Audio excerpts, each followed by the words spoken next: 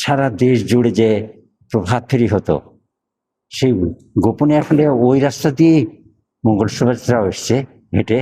কারণ ওই প্রভাত ফেরি এই সেটা শ্বেত শুভ্র করুণ সঙ্গীতে ফুল হাতে নিয়ে, তখনই আমাদের মনে হয়েছিল যে আমরা তো বিজয়ী জাতি, ভাষা ছিনিয়ে আনছি, একটা বিজয়ী জাতি।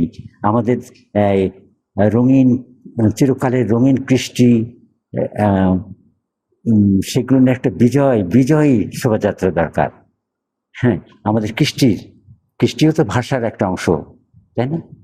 এটাই আমাদের সব মানে সঙ্গীত, নৃত্য, বাদ্য, দৃশ্যমান শিল্প, সব সব সব শিল্পের, লোকশিল্প, যত সমস্ত শিল্পের একসাথে জ্বলে ওঠা একটা শোভাযাত্রা,